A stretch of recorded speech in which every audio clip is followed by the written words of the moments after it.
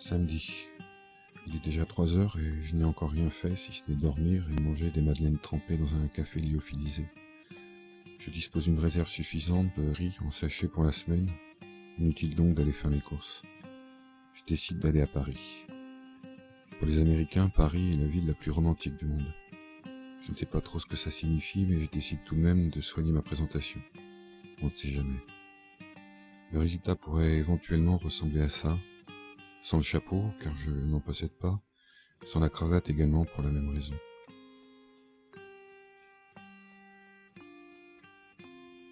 Je prends ma voiture pour me garer à Vincennes, et il y a un salon dédié au bio et à la nature où tout le monde s'est rendu en 4x4, et il n'y a aucune place de libre.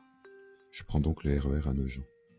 Nogent est une ville bourgeoise, peuplée de catégories sociales supérieures habitant dans des pavillons en meulière ou dans des immeubles en façade de marbre. Et sur le quai, on ne se rend pas compte. Il y a peu de monde sur le quai. Les gens ont l'air absents, enfermés en eux-mêmes. Ils passent et repassent. Visiblement, le romantisme n'atteint pas encore la banlieue. Le train arrive et il y a déjà beaucoup de monde à l'intérieur. Je m'assieds sur un strapontin. De là, je vois les chaussures des gens. La rame arrive à Nation, et une jeune fille blonde s'ennuie dans la glace. Arrivé à Châtelet, le quai est presque vide. Je me situe à présent en plein cœur de la capitale du romantisme, et je ne repère aucun changement notable. Sans doute parce que nous sommes en sous-sol. Cette fille blonde, est-ce la même que tout à l'heure? Difficile à dire. Toutes les filles blondes se ressemblent un peu.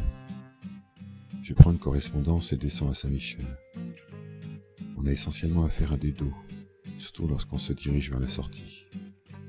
Juste avant l'escalier qui donne sur le boulevard, il y a un groupe folklorique de musique inca qui joue. Le gars en rouge secoue des maracas tout en brandissant des CD dans sa main gauche. Les gens passent et ne s'arrêtent pas. Une fois dehors, je suis des gens comme cette fille, avec son sac en plastique. On dirait qu'elle me fuit. Avant d'entrer à Joseph Gibert, j'observe Dominique Strauss-Kahn, bizarrement accoquiné à un groupe de rap. Les couleurs d'affiches sont malicieux. Lorsque je ressors, il fait nuit. Paris ressemble enfin à l'image qu'en ont les romantiques américains. Une image de carte postale. Je me rends dans le quick d'en face, c'est plein de vieux. Avant, les vieux juraient que jamais ils ne mettraient les pieds dans un endroit pareil. Puis ils ont fini par faire comme tout le monde. Je regarde les gens passer tout en mâchant. Le temps passe vite malgré tout. En repartant, je passe par le pont du Châtelet. Je n'ai encore parlé à personne de la journée. Parler est pourtant une activité nécessaire, à laquelle les gens s'adonnent avec le plus grand sérieux. Il suffit de passer devant les cafés pour s'en convaincre. C'est tellement nécessaire que certains parlent tout seuls. Certains arrivent même à en faire leur métier. C'est un peu pathétique tout de même.